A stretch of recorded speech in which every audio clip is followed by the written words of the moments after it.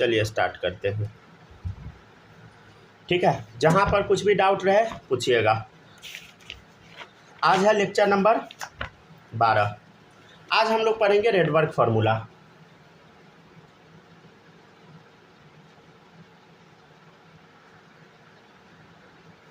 रेडवर्क formula, चलिए ये समझते हैं रेडवर्क फार्मूला क्या होता है। समझ गया ना?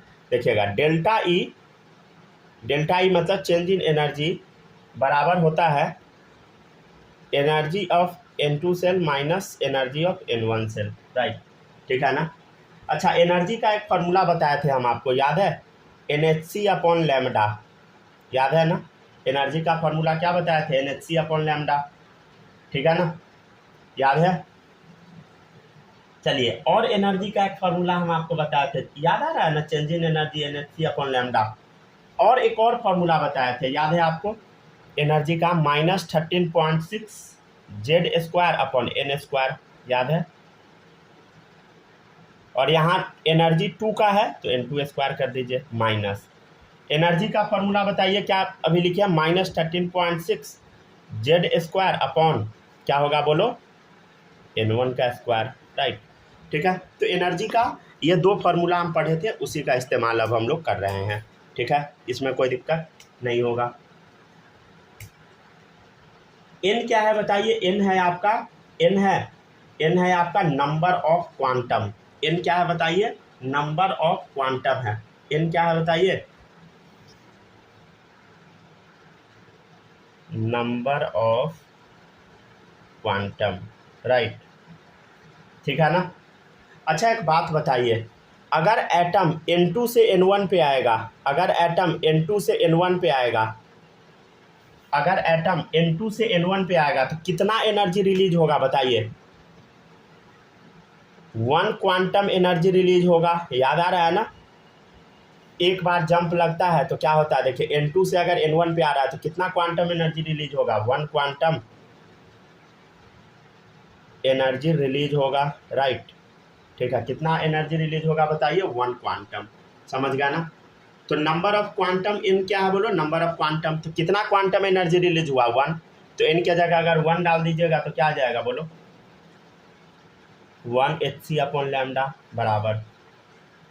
अच्छा देखिएगा, 13.6 Z² क्या हम कॉमन ले सकते हैं? 13.6 Z² ले लेते हैं तो क्या बचा? देखो इधर -1 अपॉन N2², देख माइनस माइनस प्लस, ठीक है, +1 अपॉन N1², राइट। ठीक है ना? इसमें कोई दिक्कत नहीं होगा। अच्छा देखिएगा, इधर एक काम कर सकते हो, 1 अपॉन लैम्डा Hc को नीचे भेज देते हैं। 13.6 Z² अपॉन Hc को नीचे भेज दिए, राइट।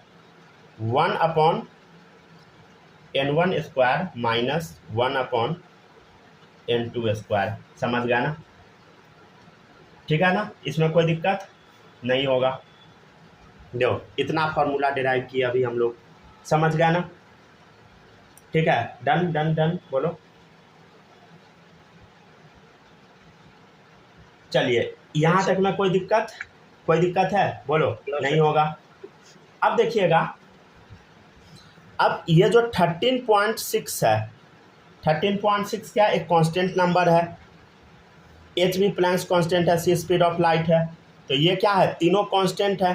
तीनों कांस्टेंट को हम मान लेते हैं आर मान लिए। क्या मान लिए बोलो? आर मान लिए। तो 1/λ बराबर क्या होगा बोलो? 13.6, सॉरी रुक जाइए, इसको और छोटा ही कर देते हैं, रुक जाइए। 13.6 अपॉन Hc को क्या लिख रहे थे अभी हम लोग? बताइए क्या लिख रहे थे? आर। तो क्या हम इतना लिख सकते हैं क्या? RZ² लिख सकते हैं ना? अरे 13.6 अपॉन Hc को आर लिख दिए तो RZ²। ठीक है, done. Upon 1/N1² minus 1/N2², right. यही है आपका रेडवर्क फार्मूला।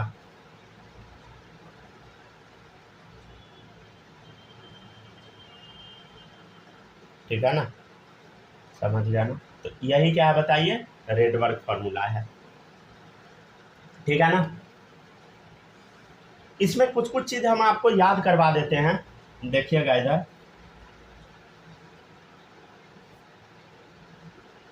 देखिएगा गौर से। ये जो रेडबर्ग फॉर्मूला है ना, इससे ना एक्चुअल में लैम्बडा निकल जाता है। क्या निकल जाता है बोलो, लैम्बडा निकल जाता है, राइट। क्या निकलता है बोलो, लैम्बडा निकल जाता है आराम से, समझ गया ना, ठीक है ना। चलिए देखिएगा, और भी कुछ कुछ चीज़ बताते हैं, देखिएगा इधर। अगर क्वेश्चन में कहीं पे 1/r लिखा मिले, 1/r, तो 1/r का वैल्यू आपको पुट करना है 912 एंगस्ट्रोम। ये याद रखिएगा, क्वेश्चन में यूज होगा, अभी हम बताएंगे कुछ समय बाद। ये जो आर है ना, 1/r की जगह इतना यूज होगा। अगर आर का आर बोलिएगा, आर क्या होता है, तो आर होता है रेडबर्ग कांस्टेंट, रेडबर्ग कांस्टेंट, ठीक है ना। और इसका वैल्यू होता है 109,700 सेंटीमीटर इनवर्स। अगर पूरा सॉल्व कीजिएगा तो ये आएगा आंसर, ठीक है ना। लेकिन आपको सॉल्व करने की कोई आवश्यकता नहीं है, समझे। क्या ये वैल्यू याद रखना, नहीं, ये याद नहीं रखना, नॉट लर्न। ये दोनों इम्पोर्टेंट है,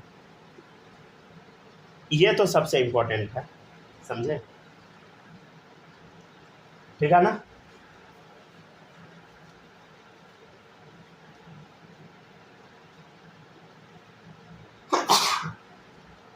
तो 1/λ आ गया ना, RZ² into 1/N1² minus 1/N2²,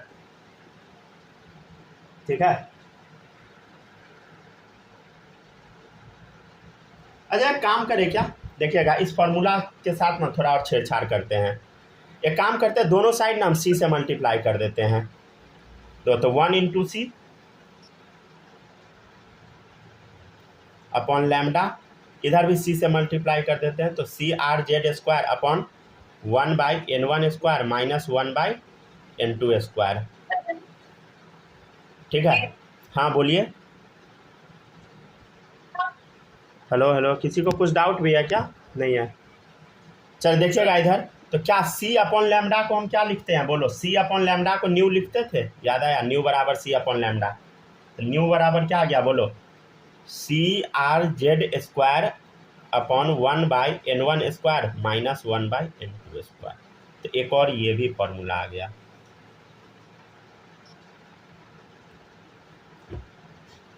ठीक है ना।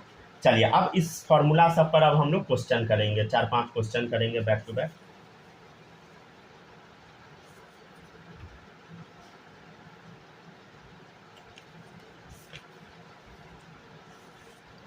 चलिए हो गया, कॉपी करते चलिए।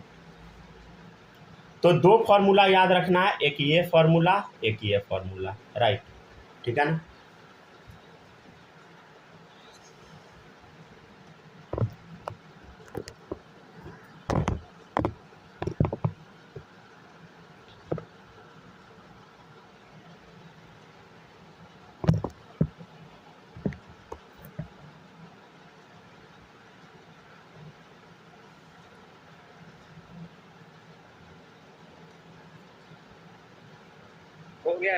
हो गया, कॉपी कर लिए, चलिए गुड।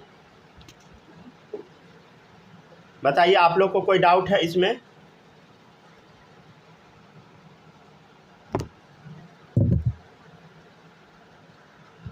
जल्दी जल्दी कॉपी कीजिए सब लोग।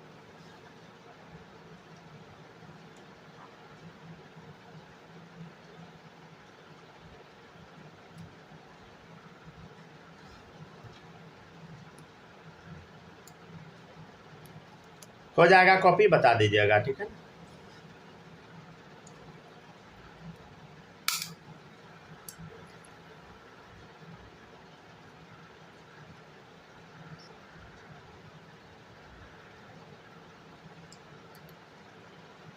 हो गया, लिख लिए।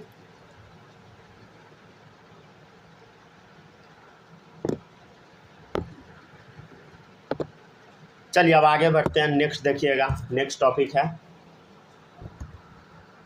नेक्स्ट है अब क्वेश्चन, ठीक है ना। क्वेश्चन करना हम लोग शुरू करते हैं, ठीक है। देखिएगा, तो क्वेश्चन में आपको इसी फॉर्मूला से रिलेटेड क्वेश्चन करवाया जाएगा मेनली, ठीक है ना। और नीचे वाला जो फॉर्मूला उससे भी तो करवाएंगे ही क्वेश्चन, ठीक है ना। चले देखिएगा, क्वेश्चन आपके सामने रहेगा, calculate the wavelength of, question के थ्रू वो समझ आएगा formula, wavelength of first line of Balmer series in hydrogen spectrum. इसका मतलब समझिएगा क्या बोल रहा है, calculate the wavelength of first line of Balmer series. अच्छा बामर याद है ना, लाइमन बामर, लाइमन बामर। तो बामर सीरीज में सेकेंड नंबर पे आया तो N1 क्या होगा बोलो, 2 होगा। और पहला लाइन पूछ रहा है तो कहाँ से आ रहा होगा, N2 क्या होगा, 3 होगा, 3 से 2 पर आ रहा होगा। एक्चुअली क्या हो रहा होगा, फर्स्ट लाइन क्या होता है, 3 से 2 पर आता है, यही ना होता है।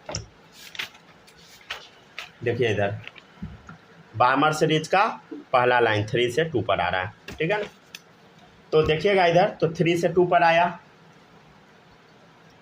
ये तो हमको पता है सर, ठीक है ना, ठीक है ना।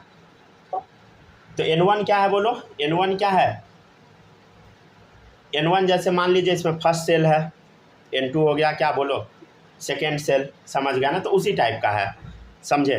तो वो फर्स्ट सेल मतलब समझ गया, दिया हुआ पहला वाला सेल रहेगा, समझ गया ना। जैसे यहाँ पर पहला सेल दिया हुआ कौन सा, सेकेंड वाला, और बाद वाला थर्ड, समझ गया ना। तो वैसे मान लीजिए, ठीक है ना। मतलब एक्चुअली N1 क्या है, जहाँ पर आ रहा है, N2 क्या है बोलो, जहाँ से आ रहा है, ठीक है ना। तो देखिएगा 3 से 2 पर आ रहा है, राइट। अब फॉर्मूला पे डाल दीजिए, क्या है फॉर्मूला, कैलकुलेट द वेवलेंथ। तो वेवलेंथ आप निकाल सकते हैं क्या, लैम्डा निकाल सकते हैं वेवलेंथ, बोलो वही तो रेडबर्ग फार्मूला बताता था, 1/λ आप निकाल रहे थे, किस फार्मूला से, RZ² into 1/N1² minus 1/N2² से। तो देखिएगा इधर क्या आएगा, समझते हैं हम लोग, देखिएगा 1/λ बराबर, 1/λ बराबर RZ² 1/N1² minus 1/N2², right. तो देखिएगा 1/λ R, अच्छा जेड बताइए, जेड हाइड्रोजन एटम है तो एटॉमिक नंबर कितना 1 होगा, इंटू 1/N1²। तो N1 क्या है, 2 का स्क्वायर माइनस 1/N2² मतलब 3 का स्क्वायर, राइट। इसमें कोई दिक्कत नहीं होगा। देखिएगा अब इधर इसको आगे सॉल्व करते हैं, 1/λ बराबर क्या आएगा, देखो R इंटू LCM ले कितना आ जाएगा, अच्छा तोड़ के लिख दे क्या, 1/4 माइनस 1/9, ठीक है, ब्रेक करके लिख दिए हैं, ठीक है, डन। चलिए अब देखिएगा नेक्स्ट, हो गया। चलिए अब देखिएगा नेक्स्ट, अब आगे इसको आप क्या लिख सकते हैं, देखो इधर R इंटू LCM ले, 9 4 जा 36 अपॉन कितना आएगा बोलो, 5/36। हाँ क्या आएगा बोलो, कुछ गड़बड़ लिख दिया क्या, यहाँ 4 होगा, 9 - 4 होगा, हम डायरेक्ट आंसर लिख रहे थे, हमको याद था। देखिएगा इधर 5/36, देखिएगा इधर इतना आ गया। तो लैम्डा बराबर क्या आएगा बोलो, लैम्डा बराबर उल्टा करना पड़ेगा भाई, 1/λ 5R/36 है, तो लैम्डा बराबर क्या होगा 36 अपॉन 36 अपॉन बोलो 5 इंटू R, समझ गया ना, 5 इंटू R।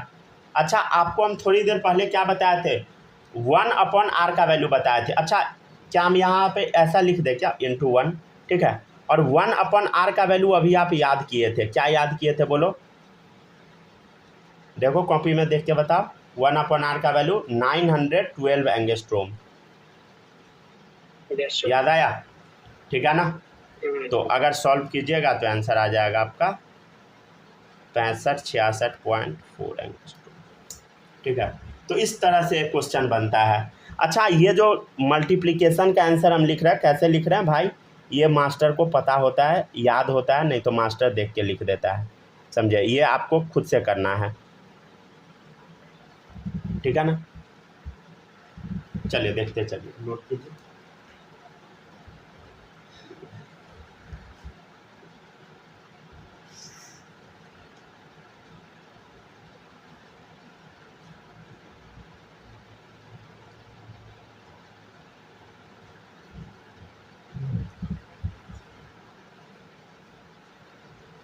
अच्छा, आप लोगों को समझ में आया?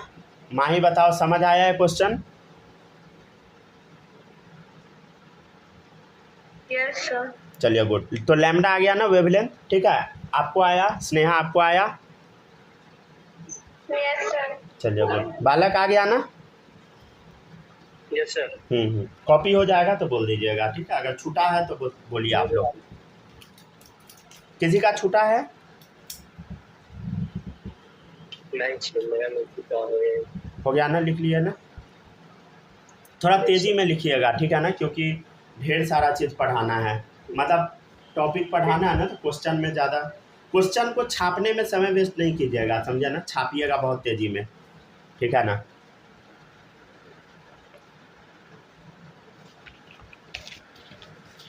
देखिएगा, नेक्स्ट टॉपिक है आपका calculate the frequency of last line of Brackett series in hydrogen spectrum. अरे देखिए इधर क्या दिया है question, last line of Brackett series, मतलब समझते हैं लास्ट लाइन मतलब क्या होगा? N2 क्या होगा बोलो? इनफाइनाइट होगा, इनफाइनाइट से आ रहा होगा। और N1 क्या होगा बोलो? लाइमन, बामर, पास्चन, ब्रैकेट 4 नंबर पे है, समझे। मतलब कहाँ से आ रहा है बोलो? इनफाइनाइट से 4 नंबर पे आ रहा है, राइट, ठीक है ना। अब पूछ क्या रहा है? Calculate the frequency. क्या पूछ रहा है बोलो? फ्रीक्वेंसी पूछ रहा है। अरे सर यहाँ तो न्यू पूछ रहा है, न्यू, वेवलेंथ नहीं पूछ रहा, न्यू पूछ रहा है। तो न्यू का फॉर्मूला यहाँ लिखवाए थे ना, न्यू बराबर क्या लिखवाए थे? CR/Z²। लिख देते हैं formula, CR/Z² 1 into 1/N1² minus 1/N2², ठीक है। यहाँ फॉर्मूला लिखते हैं। तो न्यू बराबर बोलो CR/Z² into 1/N1² minus 1/N2², right. तो न्यू बराबर क्या आएगा बोलो? CR/Z क्या है बोलो? 1 का स्क्वायर इंटू 1/N1, N1 क्या है बोलो? 4 का स्क्वायर माइनस 1/N2², इनफाइनाइट का स्क्वायर। समझ गया ना?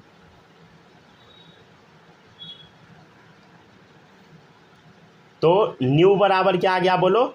CR 1 का स्क्वायर 1 हो गया इंटू, और ये याद आया ना, फिजिक्स में कराए थे, 0 होता है, 1/इनफाइनाइट 0, तो और स्क्वायर हो गया तो और 0, समझ गया ना। तो CR इंटू 1/16, ठीक है ना। तो न्यू बराबर क्या आ गया? इतना आ गया। C क्या बताए थे बोलो? स्पीड ऑफ लाइट होता है, ये तो आपको पता ही होगा। क्या होता है स्पीड ऑफ लाइट? 3 × 10⁸ मीटर पर सेकेंड, ठीक है। और देखिएगा, अच्छा ये आपको याद है क्या? हम आपको क्या बताएं? 1/R हम आपको बताए हैं 912 एंगस्ट्रोम। तो R का वैल्यू क्या आएगा बोलो? 1/912 एंगस्ट्रोम आएगा क्या? देखो आ जाएगा ना। तो R का वैल्यू क्या डालेंगे हम लोग? 1/912 एंगस्ट्रोम डिवाइडेड बाई 16, राइट।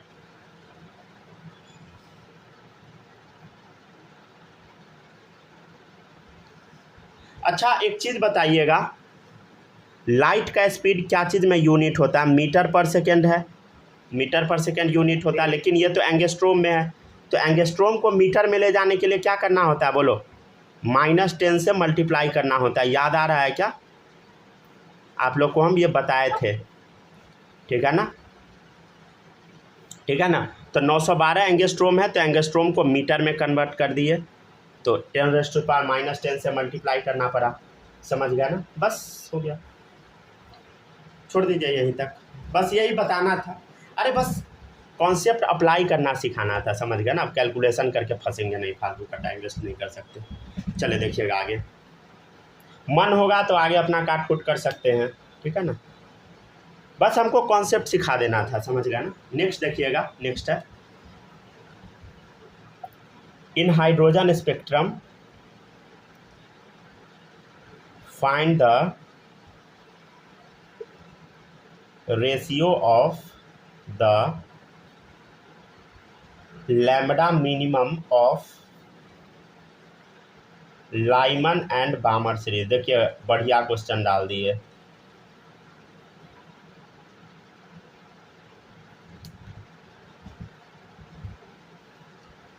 ठीक है ना।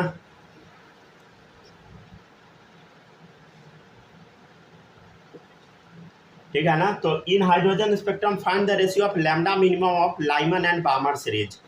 लैम्बडा मिनिमम, समझ गया ना, lambda minimum, right.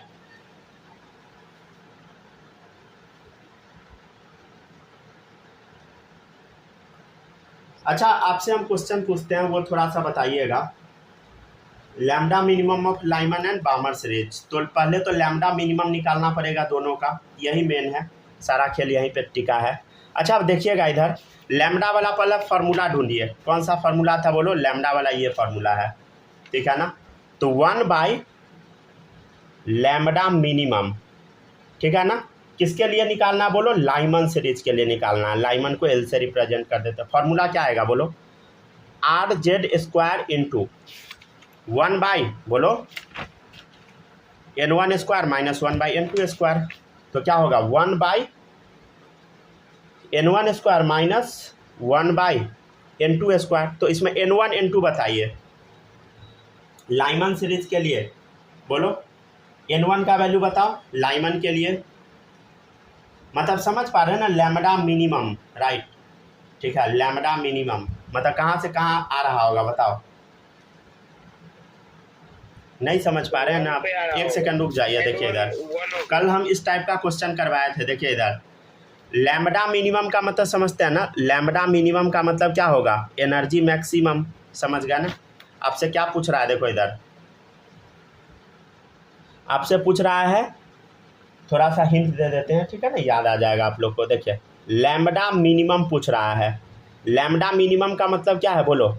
Energy maximum, ठीक है, एनर्जी मैक्सिमम। याद आ रहा है ना?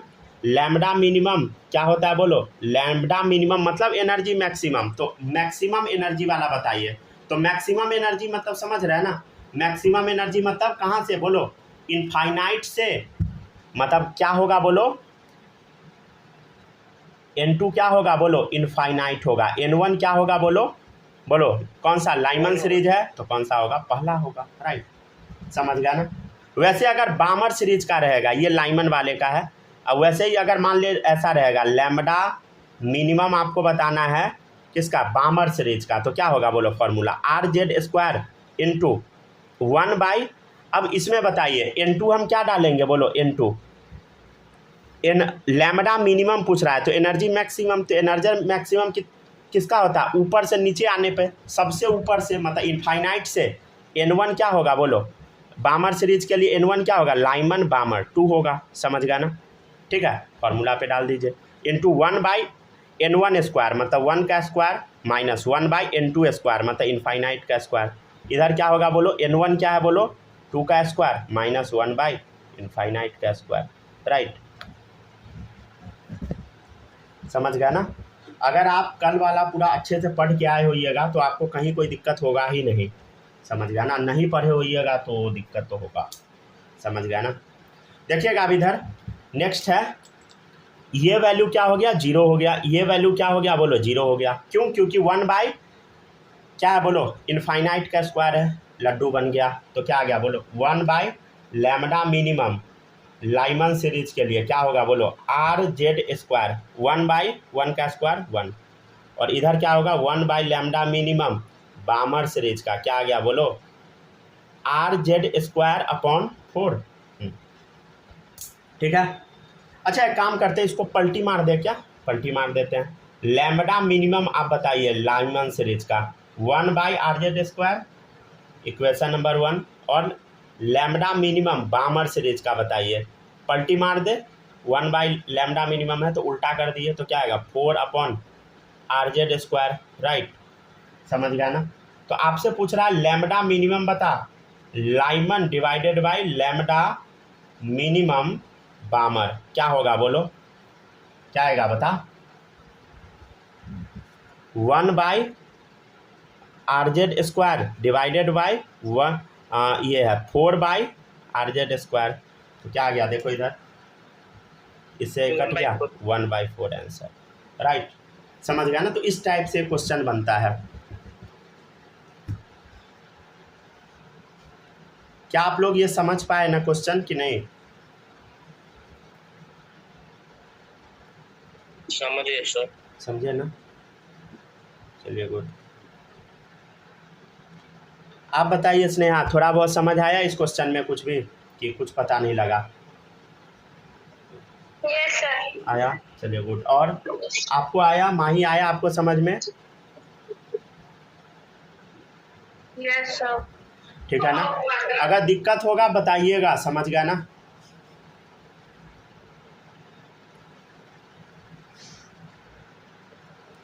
क्वेश्चन ऐसे ही घुमा फिरा के रहेगा। देखिए लैम्डा मिनिमम पूछ दिया, पिछले क्लास में बताए थे लैम्डा मिनिमम मतलब एनर्जी मैक्सिमम, और मैक्सिमम एनर्जी क्या होता है बोलो? एनर्जी मैक्सिमम कहाँ से कहाँ पर आने में लगेगा बोलो? इनफाइनाइट से आएगा किसी भी सेल पे, तो लाइमन के लिए फर्स्ट पे आएगा, बामन के लिए सेकंड पे आएगा हाइड्रोजन स्पेक्ट्रम के केस में। पहले तो आपको क्वेश्चन पहचानने आने चाहिए। देखिए क्वेश्चन में जहाँ पर भी हाइड्रोजन स्पेक्ट्रम दिख गया, अगर केमिस्ट्री का पेपर है तो आप दिमाग में बैठा लीजिए कि क्वेश्चन है एटॉमिक स्ट्रक्चर का। देखिए जेई का पेपर सॉल्व करने में सबसे पहले आपको क्या किस चीज़ का ध्यान देना होगा समझिएगा। पहले आपको ये पहचानना होगा कि क्वेश्चन किस चैप्टर का है, समझे ना। पहले चैप्टर पहचानना सबसे इम्पोर्टेंट है। अगर चैप्टर आप पहचान नहीं पाए तो हो गया, कहानी घप है, समझ गया ना, तब आप गड़बड़ा जाइएगा, समझे। पहले क्वेश्चन पहचानिए किस चैप्टर का। अगर क्वेश्चन पहचान गए तो आपको पहचानना होगा कौन से टॉपिक का है, फिर उस टॉपिक का सारा फार्मूला आपके दिमाग में क्लिक कर जाना चाहिए, फिर आप क्वेश्चन बनाइए, तब बन जाएगा क्वेश्चन। लेकिन हाँ, इसके लिए ऑब्वियसली आपको टोटल फार्मूला याद रहना चाहिए, याद नहीं रहेगा तब थोड़ी बनेगा। चलिए देखिएगा नेक्स्ट है, नेक्स्ट क्वेश्चन है इन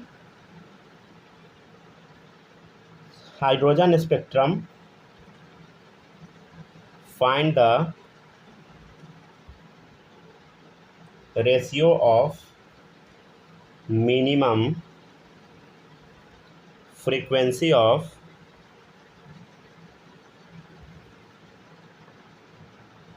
Lyman and Balmer series।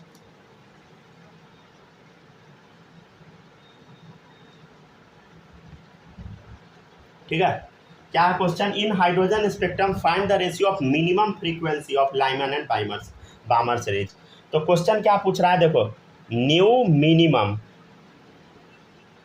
Lyman के लिए, फिर न्यू मिनिमम बामर के लिए आपसे पूछ रहा है। बड़ा सिंपल है, क्या होता है बोलो? न्यू वाला फॉर्मूला याद है, CRZ² अपॉन 1/N1²। वैसे ही क्या होगा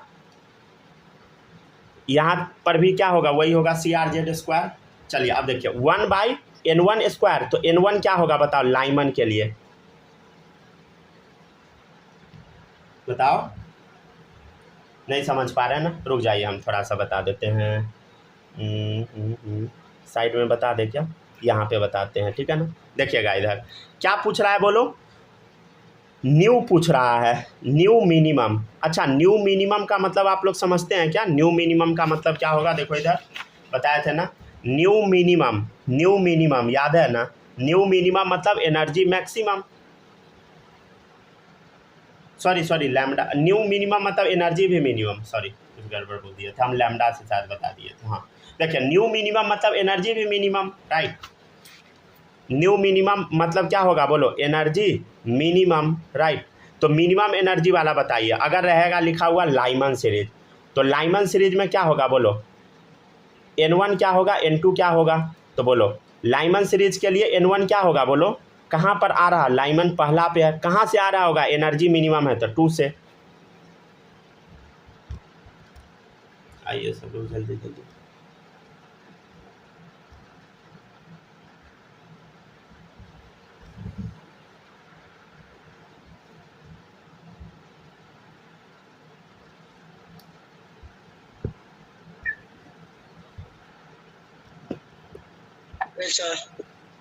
ठीक है ना, आ गया ना। तो लाइमन के लिए क्या होगा? N1 का वैल्यू 1 होगा, N2 क्या होगा बताइए? 2 होगा, ठीक है ना सर। बोलिए। फिर बॉक्स में क्या लिखे हैं? बता रहे आने दीजिए ना सबको, तुरंत बता रहे हैं, बस आने दीजिए सब।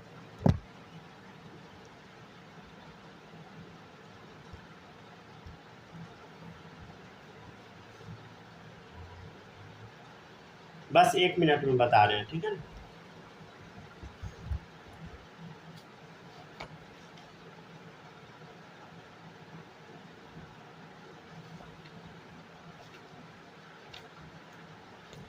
थोड़ा ना जल्दी जल्दी कॉपी कीजिएगा, क्योंकि ढेर सारा टॉपिक पढ़ना है, ठीक है ना। हो गया ना, कॉपी कर लिया ना सब लोग? आ गए? अभी नहीं आया क्या? चले देखिएगा इधर। तो लाइमन सीरीज में N1 का वैल्यू क्या होता है? देखो सबसे पहले तो हमको N1 N2 ये सब निकालना है। तो देखिएगा क्या दिया है क्वेश्चन में, देखिए in hydrogen spectrum find the ratio of minimum frequency. अरे न्यू मिनिमम बोल रहा है, तो न्यू मिनिमम का मतलब क्या होगा? देखो इधर देखिए, न्यू मिनिमम का मतलब क्या होगा? देखो ध्यान से, पिछले क्लास में बताए थे ना। देखिए न्यू मिनिमम मतलब एनर्जी भी मिनिमम। अरे न्यू और एनर्जी क्या है? डायरेक्टली प्रोपोर्शनल है, समझ गया। तो न्यू मिनिमम मतलब एनर्जी मिनिमम।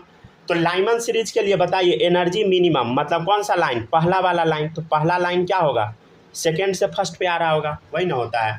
फिर पूछ रहा है आपसे बामर सीरीज का बताओ पहला लाइन। तो पहला लाइन क्या होगा बामर का? N1 कहाँ पर आ रहा होगा? लाइमन बामर सेकेंड पे आ रहा होगा, कहाँ से आएगा बोलो? ऑब्वियसली थर्ड से आएगा, पहला लाइन वही बनेगा, ठीक है ना। तो लाइमन सीरीज का देखो 1/N1 स्क्वायर, तो N1 क्या है बोलो? 1 का स्क्वायर माइनस 1/N2 स्क्वायर मतलब 2 का स्क्वायर। इधर क्या होगा? 1/N1 स्क्वायर 2 का स्क्वायर माइनस 1/N2 स्क्वायर, ठीक है। तो N2 सॉरी ये बोल रहे थे क्या? तो वही 3 का स्क्वायर, ठीक है ना।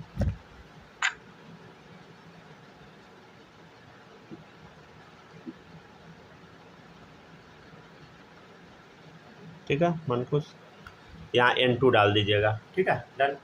तो अगर सॉल्व कीजिएगा तो क्या आएगा बता देख, इधर ये कट जाएगा पूरा,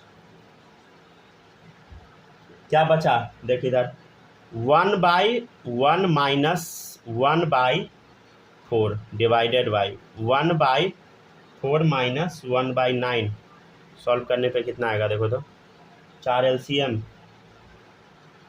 ना गया 4 माइनस 1 3/4 डिवाइडेड बाई यह कितना आएगा देखो इधर 9 चौक 36 आएगा LCM, ठीक है। वही आ जाएगा जो पिछला वाला आया था 4/36 सॉरी 5/36। 5/36 आ गया, गुड। 5/36 आ गया, सॉल्व कीजिएगा तो आ जाएगा 27/5।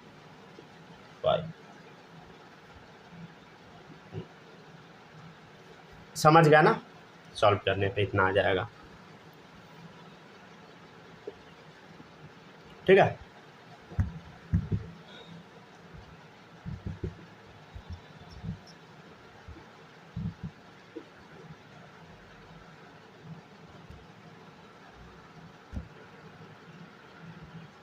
लिखिए, जूम कर दिए,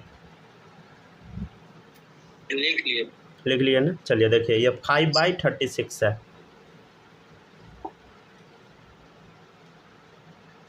सर वो साइड वाला नहीं लिखे थे। अच्छा लिखिए, इधर जो बॉक्स अच्छा वो दिख होगा।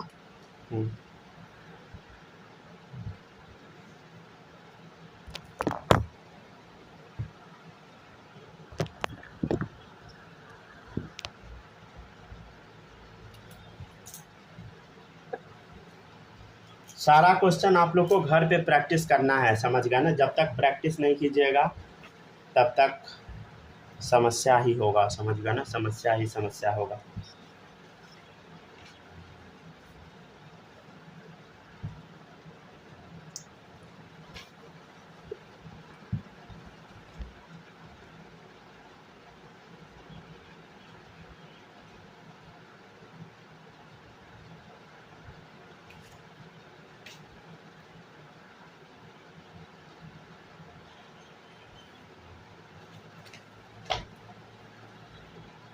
जो भी आपको पढ़ाया जा रहा है हर एक चीज़ घर पे ज़रूर बना लीजिएगा और बना के चेक कर लीजिएगा, समझे।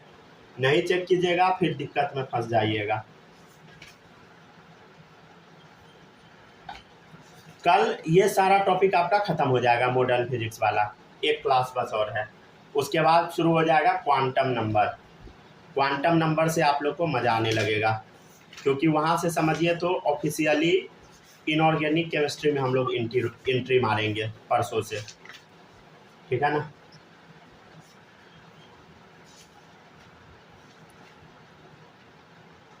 वो खाली ख़राब नहीं होने दीजिएगा, समझ गया ना। एटॉमिक स्ट्रक्चर का अब जो फ्यूचर वाला पार्ट है, समझ गया ना, वो अब ख़राब नहीं होने दीजिएगा, नहीं तो बहुत दिक्कत में फंस जाइएगा आप लोग। चले देखिएगा, अब आगे बढ़ते हैं। नेक्स्ट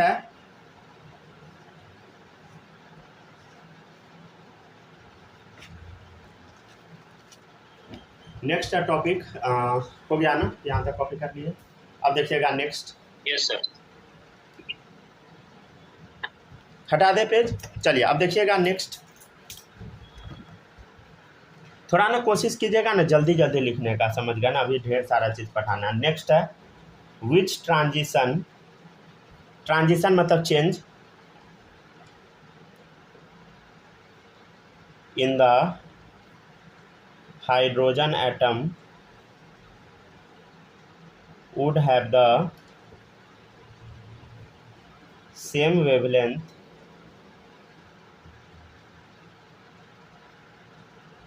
जैसा कि as the beta line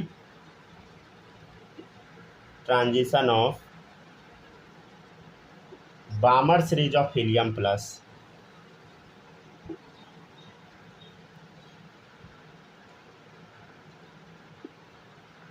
ठीक है, ये अच्छा क्वेश्चन है, समझ गया ना। देखिएगा इसमें ऑप्शन भी दे दे क्या, 2 to 1, बी है 4 to 1, सी है 4 to 2 डालिए, डी है 4 to नहीं तो 3 to 1 डाल दीजिए, ठीक है। Which transition in the hydrogen atom would have the same wavelength at the beta line transition of Balmer series of helium plus, ठीक है ना।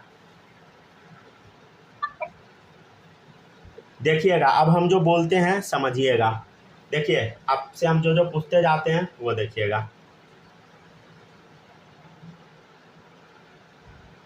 क्या बोला, which transition in the hydrogen atom would have same wavelength, समझ गया ना, as the beta line transition of Balmer series of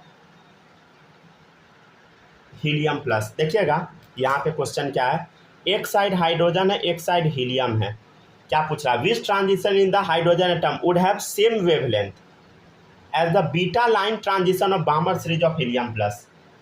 पूछ रहा है कि बीटा लाइन, समझ गया ना, beta line transition of Balmer series of helium plus. अच्छा इससे रिलेटेड ना कुछ कुछ चीज़ हम आपको बताए थे, पता नहीं आपको याद है कि नहीं, रुक जाइए आपको हम बताते हैं, ध्यान दीजिएगा, देखिएगा गौर से क्या बोल रहा है, क्या बोल रहा है, थोड़ा समझने का कोशिश कीजिएगा। बीटा लाइन का मतलब क्या होता है, अरे बीटा लाइन का मतलब हम बताए थे कल, देखो इधर, फर्स्ट लाइन को हम बोलते हैं अल्फा लाइन, सेकेंड लाइन को हम बोलते हैं बीटा लाइन, सेकेंड लाइन को क्या बोलते हैं, बोलो बीटा लाइन, समझे। तो बीटा लाइन का मतलब क्या होगा, यहाँ पे अंडरलाइन करके लिखो, सेकेंड लाइन, बताओ, second line of Balmer series of helium plus. बामर series है, कहाँ से गिर रहा होगा, बोलो, लाइमन बामर, N1 का वैल्यू क्या होगा, बोलो 2 होगा, अरे सेकेंड पर ही गिरा ना, लाइमन बामर सेकेंड पे गिर रहा है, और कहाँ से गिर रहा होगा, पहला लाइन बता, इधर देख, इस फोटो में आ जा तब समझ आएगा, देख लाइमन बामर, देखिएगा पहला लाइन कहाँ से गिर रहा है, 3 से 2 पे, और दूसरा लाइन ये हो गया अल्फा लाइन, समझ गया। अब बीटा लाइन बता, बीटा लाइन मतलब सेकेंड लाइन बता, 4 से 2 पे गिर रहा है, राइट, समझ गया ना, कहाँ से गिर रहा है बता, 4 से 2 पे गिर रहा है, समझ गया ना। तो ये कौन सा लाइन है, बोलो बीटा लाइन, मतलब ये कौन सा लाइन है, बोलो सेकेंड लाइन, या बोल दे बीटा लाइन, कौन सा सीरीज का, बामर सीरीज का, राइट।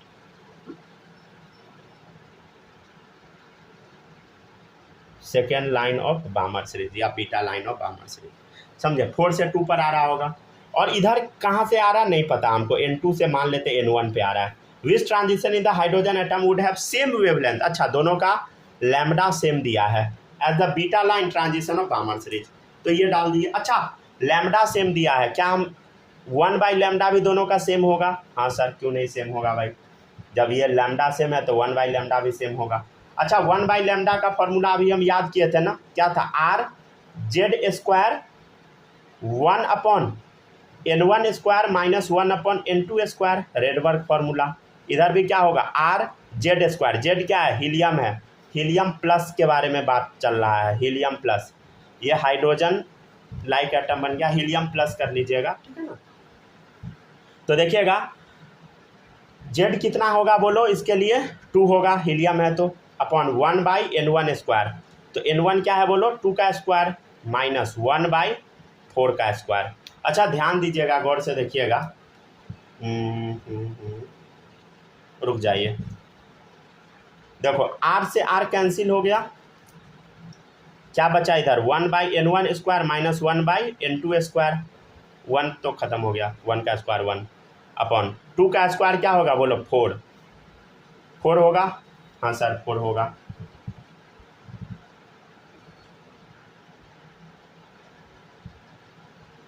अच्छा इसमें से हम कुछ कर सकते हैं क्या? देखिएगा गौर से, यहाँ देखिएगा ध्यान से, इसको हम क्या लिख सकते हैं देखना, 1/4 माइनस 1/16, ठीक है ना। देखिएगा 1/n1 square minus 1/n2 square 4, क्या हम नीचे से 4 कॉमन ले सकते हैं? ले सकते हैं। तो 1/4 कॉमन चला गया तो 1 माइनस 1 बाई क्या आ गया बोलो? 4, ठीक है ना, ताकि ये दोनों कट जाए, ठीक है। अच्छा देखिएगा n1 स्क्वायर क्या 1 के बराबर होगा? तो n1 स्क्वायर बराबर 1 हो गया, तो n1 बराबर क्या आ गया बोलो? 1 आ गया। ध्यान दीजिएगा, क्या n2 स्क्वायर बराबर 4 हो सकता है? क्या हो सकता है? तो क्या हो गया बोलो? n2 स्क्वायर बराबर 4 हो गया, तो n2 बराबर क्या हो गया बोलो? 2 आ गया। समझ गए, हो गया खत्म। तो ऐसे ये क्वेश्चन बनता है, समझ गया ना। नेक्स्ट टॉपिक है लिमिटेशन ऑफ बोर मॉडल, ठीक है ना।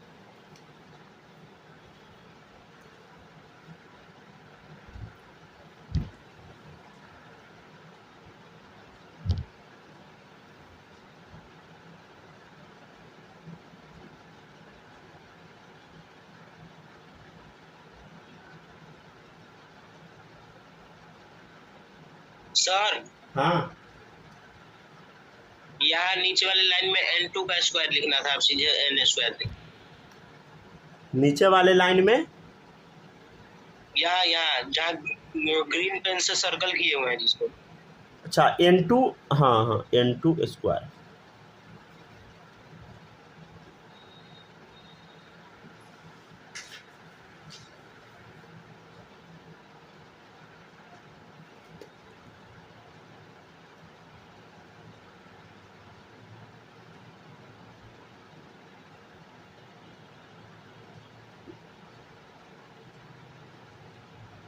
ठीक है, जल्दी जल्दी लिखे यहाँ पर, देख लीजिए सर। हो गया, कॉपी कर लिए। अब थ्योरेटिकल पार्ट स्टार्ट हो रहा है, ठीक है ना।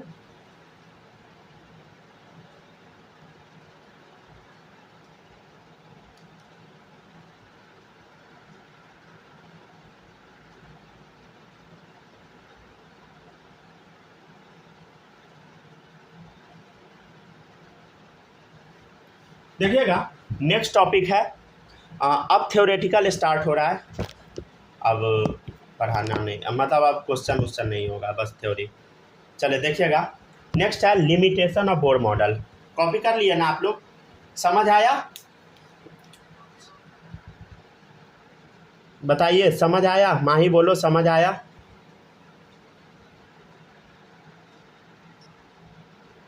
हेलो हेलो, अरे जिंदा हो ना आप लोग?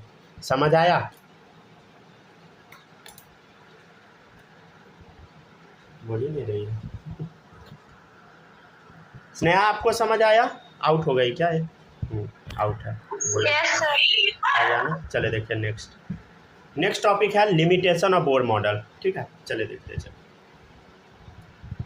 नेक्स्ट देखिएगा, फर्स्ट पॉइंट लिखिएगा, Bohr theory is limited to single electron species. देखिए बोर थ्योरी जो था ये सिंगल इलेक्ट्रॉन स्पीसीज पर ही लिमिटेड रह गया, समझ गया ना। एक से ज़्यादा इलेक्ट्रॉन जहाँ आएगा ये मॉडल फेल समझे भाई। अब एटम में इतना सारा इलेक्ट्रॉन होता है भाई, एक ही एटम वाला थ्योरी देखेंगे तब तो हो गया, समझ गया ना। तो गड़बड़ थ्योरी है। अब ये आगे क्या नहीं बताए, याद है ना, हम एक चीज़ बोले थे आपको याद है, MVR बराबर हम बोले थे NH/2π। तो ये कैसे होता है इस चीज़ को ये प्रूव नहीं कर पाए थे, सीधे बोल दिए थे कि ऐसा होता है, ठीक है ना, प्रूव नहीं कर पाए थे। तो वाई द एंगुलर मोमेंटम मतलब MVR of the revolving electron is equal to NH/2π, ठीक है ना। तो MVR बराबर NH/2π क्यों होता है, ठीक है। तो has not been explained by Bohr's theory,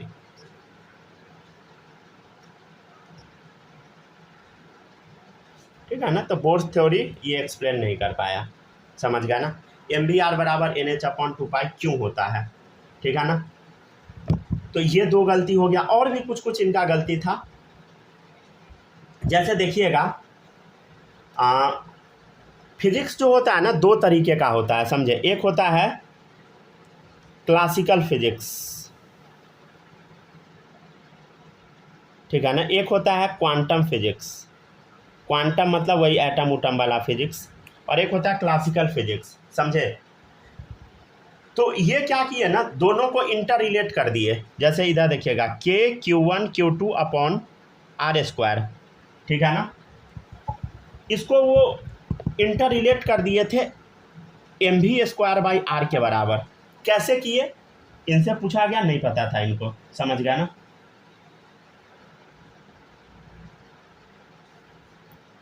ऐसा क्यों कर दिए इनको नहीं पता था। तो थर्ड लिमिटेशन ये हो गया, ठीक है ना। लिमिट मतलब कमी रह गया थ्योरी में, समझ गया ना। हालांकि ये गलत नहीं बताए थे, बताए सब सही थे, लेकिन क्यों हुआ वो नहीं बता पा रहे थे, समझ गया ना। तो bore inter related quantum theory of radiation,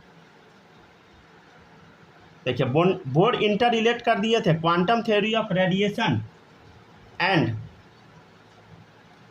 classical law of physics से। किससे रिलेट कर दिए, क्लासिकल लॉज ऑफ फिजिक्स, ठीक है ना। इसको हम बोलते हैं क्लासिकल लॉ ऑफ फिजिक्स, तो इससे रिलेट कर दिए थे, क्लासिकल लॉज ऑफ फिजिक्स से वो रिलेट कर दिए, ठीक है ना। तो bore inter related quantum theory of radiation and classical law of physics.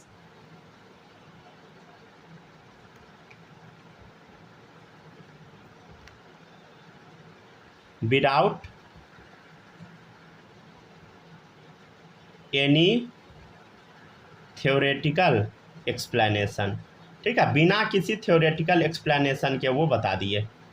अब साइंटिस्ट लोग पूछे आखिर आप बताए क्यों, तो उनके पास आंसर नहीं था, मतलब वो प्रॉपरली बता नहीं पाए, आंसर नहीं दे पाए थे। मतलब आंसर दे भी पाते हैं लेकिन लोग संतुष्ट नहीं हुआ, समझ गए ना। आंसर तो ऑब्वियसली साइंटिस्ट है तो दे ही देंगे, लेकिन समझ गए ना, लोग संतुष्ट नहीं हो पाया, ठीक है ना। अच्छा आपका कहाँ से छूटा है माही, आपका कहाँ से छूटा है, 1 मिनट बोलिएगा, बता देते हैं, फिर से एक बार एक्सप्लेन कर देते हैं। Limitation of Bohr model. अच्छा ये क्वेश्चन लिख लिए थे ना, हाँ। चले देखिएगा, बोर थ्योरी जो है ये सिंगल इलेक्ट्रॉन स्पेसिस तक ही लिमिटेड था, ये तो आपको पता है। हम जितना भी क्वेश्चन करवाए सब हाइड्रोजन एटम या हाइड्रोजन लाइक एटम पे करवाए, जैसे अभी हीलियम प्लस पे करवाए थे, क्यों उसको 1 इलेक्ट्रॉन वाला बना दिए, लिखते भी चलिए, ठीक है। अब MVR बराबर NH/2π क्यों होता है ये नहीं बता पाए। Why the angular momentum of revolving electron is equal to NH/2π नहीं बता पाए, has not been explain by Bohr theory. Third था Bohr interrelate quantum theory of radiation and classical law of physics without any theoretical explanation, ठीक है ना, बिना किसी theoretical explanation के वो अपना थ्योरी चिपका दिए, समझ गया ना। तो bore interrelate quantum theory of radiation and classical law of physics without any theoretical explanation. Explanation पता नहीं क्या लिखा गया, एक्सप्लेनेशन, ठीक है ना। तो वो दे नहीं पाए थे, मतलब Q1Q2/R² बराबर mv²/r कैसे हुआ वो बता नहीं पाए थे, समझ गया ना। उसको थ्योरेटिकली प्रूव नहीं कर पाए, ठीक है ना। फिजिक्स का 2 लॉ होता है, क्लासिकल क्वांटम फिजिक्स, ठीक है ना। क्वांटम आप लोग 12th में पढ़िएगा।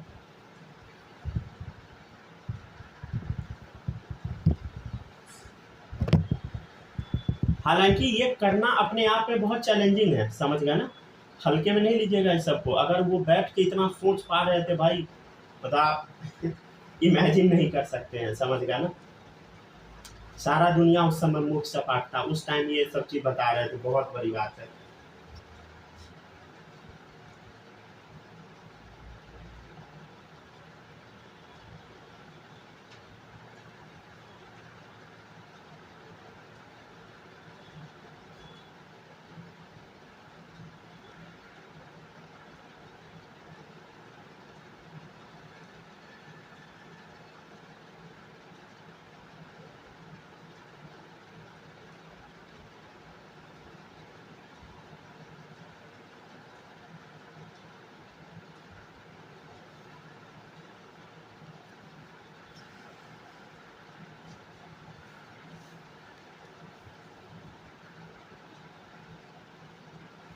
लिख लिए सर। हो गया, लिख लिया ना, लिख लीजिए, सबको लिख लीजिए, लिख ली माही, जल्दी लिखो।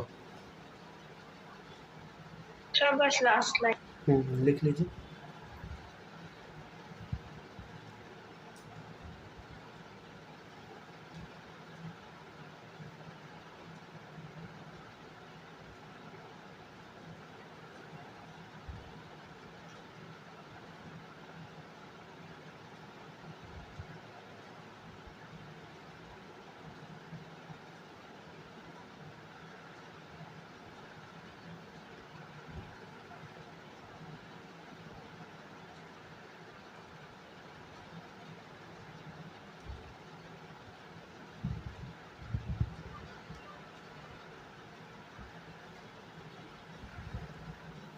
आप लोग को जो डिफरेंशिएशन, इंटीग्रेशन ये सब बताया गया है, थोड़ा बहुत लॉग बुक वो सब याद रखिएगा, समझे। हालांकि वो हम बहुत अच्छे से फिजिक्स में करा देंगे, ऐसे केमिस्ट्री में वो काम देगा तो अच्छा हम केमिस्ट्री में भी करा देंगे, डोंट वरी, लेकिन थोड़ा बहुत याद रखिएगा, समझे। वो हम सिखा देंगे ऐसे सारा, लेकिन थोड़ा बहुत याद जरूर रखिएगा, समझे। वो अगला जो चैप्टर आएगा ना इक्विलिब्रियम, तो उसमें काम देगा।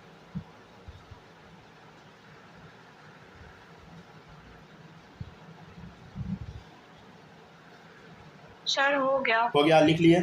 चलिए अब देखिएगा, नेक्स्ट है, देखिए अब इनके मॉडल में क्या क्या कमी रह गया था वो सुनिएगा। देखिए एक्चुअली बोर्ड में प्रॉब्लम क्या रह गया वो बताते हैं। देखिए उस टाइम पे एक्चुअली कोई मशीन उसीन ये सब कुछ था नहीं, समझ गया ना। कोई भी चीज़ बताना है विजुअलाइज करके, जो देखा गया एक्सपेरिमेंटली, समझ गया ना, ये सब कुछ आंसर करके रिजल्ट देना है, समझ गया ना। और अगर आप एक रिजल्ट दीजिएगा ना तो आपके पीछे 1 लाख आदमी गाली देने वाला रहेगा। ऑब्वियसली अब साइंटिस्ट लोग हैं तो उनके पीछे भी हज़ारों साइंटिस्ट पड़ जाएगा। भाई मान लो कोई आदमी एक चीज़ डिस्कवरी कर लेगा तो उसको गलत साबित करने वाला तो हज़ारों आदमी आ जाता है ना। तो ऐसा ही इनके साथ भी हो रहा था, समझे। मतलब जैसा अभी सीन है भाई वैसा ही सीन हमेशा था, समझे। जैसा अभी होता नहीं है सबका टांग खींच के गिरा दो, वैसा ही पहले भी कंडीशन था। तो जैसे ये थ्योरी देते थे सब गलत करने निकल पड़ता था, समझ गया ना। तो वैसा ही हुआ, गलत भी हो गया, समझ गया ना, कमी निकाल दिया गया, समझ गया। तो बोर थ्योरी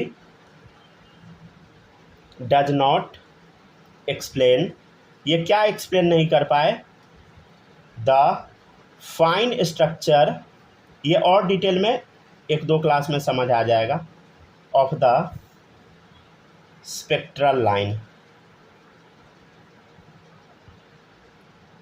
जैसे मान लीजिए एक चीज़ हम बताते हैं, देखिए बोर क्या कहते थे कि सेकेंड से, मान ले सेकेंड सेल है, फर्स्ट सेल है, तो ऊपर से अगर मान ले नीचे इलेक्ट्रॉन आ रहा है तो एक लाइन बनेगा, एक लाइन बनेगा ना भाई। ऊपर से नीचे आ रहा है तो एक लाइन बनेगा, ये कौन बोलते थे? बोर बोलते थे, नील बोर बोलते थे।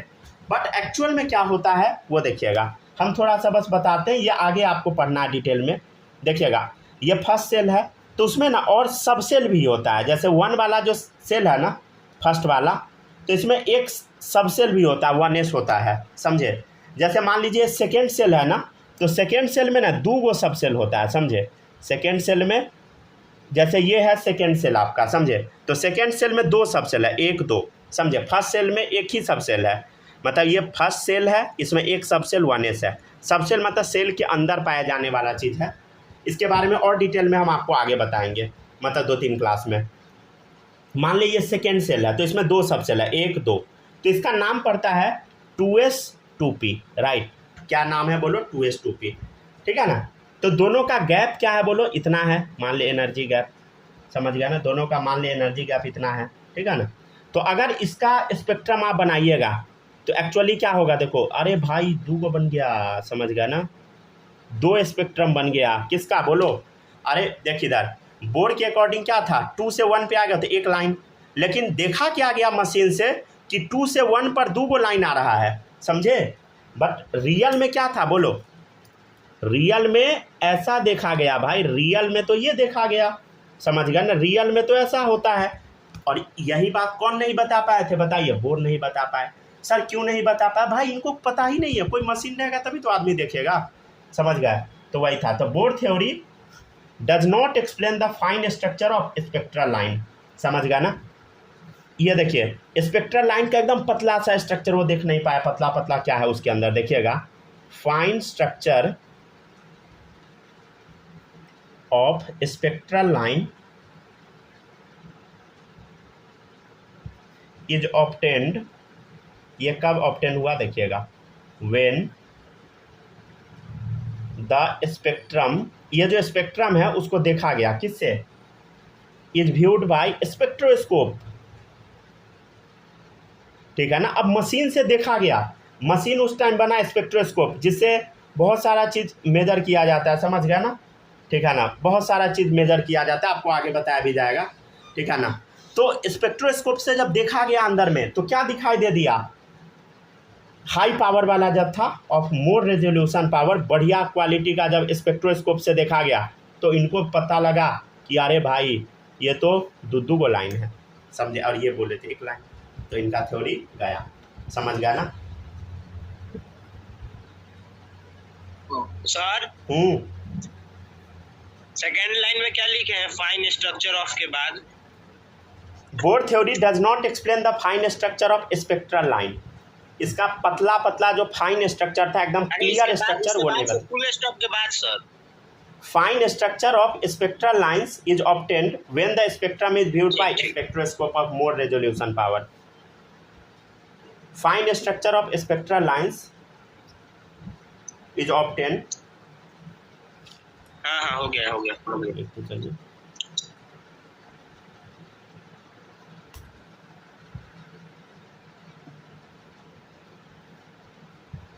नेक्स्ट है।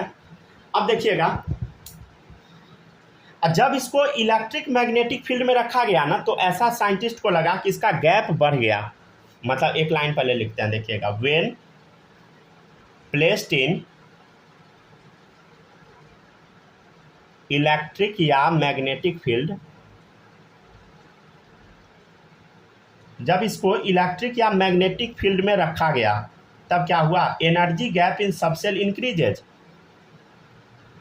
Energy gap in sub cell increases, ठीक है ना। देखिएगा जब इसको इलेक्ट्रिक या मैग्नेटिक फील्ड में रखा गया, तो इतना गैप था ना, तो बड़ा सा गैप दिखने लगा, इसमें छोटा सा गैप है तो इतना सा दिखने लगा गैप।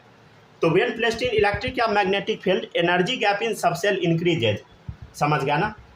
तो इससे हमको फील क्या हो रहा था? So we feel these line splits इन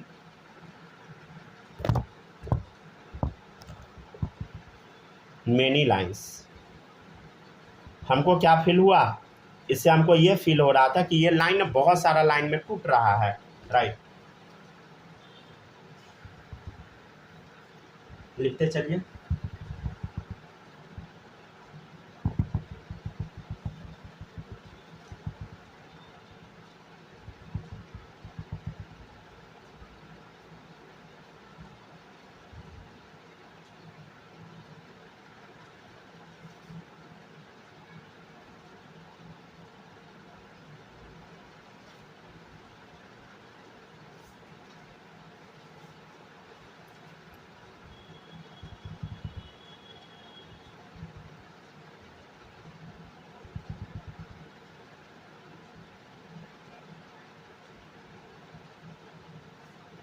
हो गया सर।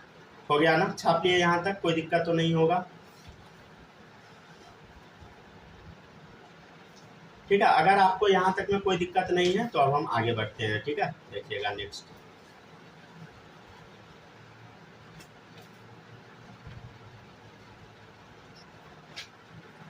हो गया ना, लिख लिया ना। चलिए अब देखिएगा, एक दो और गड़बड़ी है। गड़बड़ी ये है, मतलब समझ पाए ना, ये क्या एक्सप्लेन नहीं कर पाया। देखिए 2 से 1 पे आता हुआ हाइड्रोजन स्पेक्ट्रम में बताएं एक लाइन होता है, सेकेंड से 1 पे एक लाइन आता है, बट एक्चुअल में क्या देखा गया, 2p 2s दोनों से लाइन आ रहा है। सेल के अंदर सब सेल है तो ऊपर से लाइन आ जा रहा है, समझ गए, तो इनका थ्योरी गड़बड़ हो गया। समझ गया ना। तो एक और लिमिटेशन है, देखिएगा, bore theory does not explain the splitting of spectral line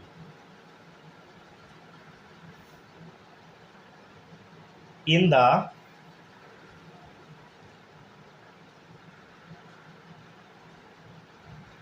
presence of magnetic field। देखिएगा, bore theory does not explain the splitting of spectral line in the presence of magnetic field.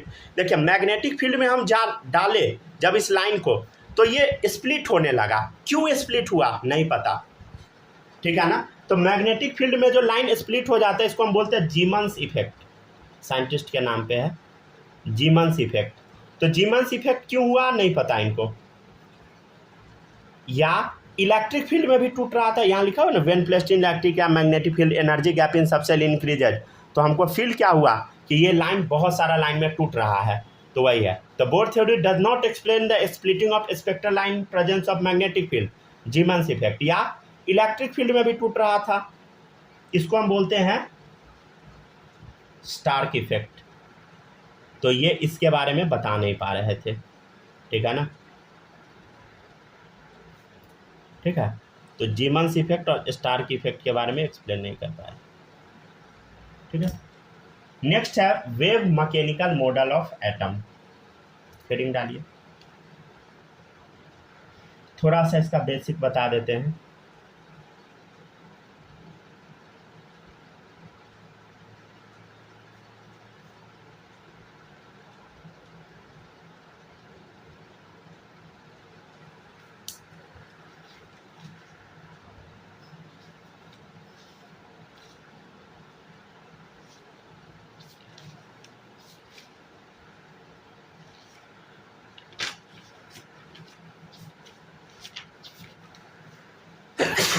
Sorry, लिख लिए sir? देख लिए। तो next topic है wave mechanical model of atom. देखिएगा, अच्छा अभी तक हम लोग कितना मॉडल पढ़ लिए हैं ये सब याद है ना। पहले हम देखे थे थॉमसन मॉडल, पूरा गड़बड़ थ्योरी था तरबूजा वाला। फिर हम देखे थे रदरफोर्ड मॉडल, उसमें भी कई सारा कमी निकल गया था। फिर हम लोग देखे बोर मॉडल, ठीक है ना, बोर मॉडल देखे, जिसमें क्या पढ़े हम लोग, इलेक्ट्रोमैग्नेटिक वेव थ्योरी, और क्या क्या पढ़े देखो, समझ गया ना। फिर हम लोग देखे थे प्लैंक्स क्वांटम थ्योरी, याद आया, Planck's quantum theory, Planck's quantum theory. अब और प्लैंक्स क्वांटम थ्योरी और इलेक्ट्रोमैग्नेटिक वेव थ्योरी दोनों मिलके क्या बता रहा था, दोनों मिलके ये साबित कर रहा था कि लाइट का डुअल नेचर होता है, डुअल नेचर ऑफ लाइट बता रहा था। लाइट का कैसा नेचर होता है, डुअल नेचर, ठीक है ना। डुअल नेचर मतलब समझ गया ना, लाइट का वेव नेचर होता है और पार्टिकल नेचर होता है, ठीक है ना। तो वही हम देख रहे हैं wave mechanical model of atom, ठीक है ना। तो इसमें ना दो चीज़ पढ़ना है। This model is based on following, यह जो मॉडल है ना, देखिएगा, this model is based on following,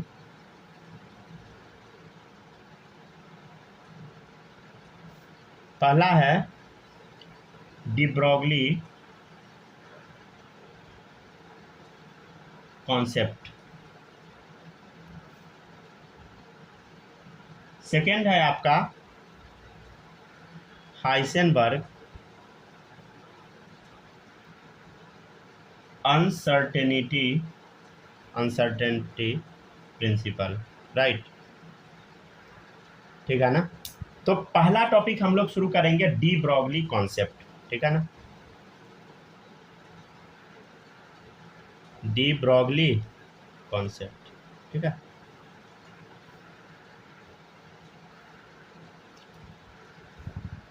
अच्छा, ये टॉपिक पढ़ा दे अभी क्या? थोड़ा देर और आप लोग पढ़ सकते हैं क्या? सर अरे आप लोग बताइए, और थोड़ा और देर केमिस्ट्री पढ़ा दे या केमिस्ट्री छोड़ दे? सर फिजिक्स में पढ़ा दीजिए, फिर टाइम हो जाएगा ज़्यादा। ठीक है, तो यहाँ तक कॉपी कर लीजिए, यहीं तक छोड़ देते हैं, बहुत ज़्यादा टॉपिक हो जाएगा।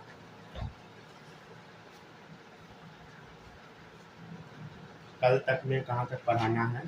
अच्छा, हो जाएगा, कोई दिक्कत नहीं है, ठीक है ना। तो कल हम लोग क्या पढ़ेंगे बताइए? डी ब्रॉगली कॉन्सेप्ट पढ़ेंगे, ठीक है ना। डी ब्रॉगली कॉन्सेप्ट कल हम लोग देखेंगे। कौन सा लेक्चर होगा? आज 12 था ना, 13 नंबर पे। यहाँ तक कॉपी कीजिए।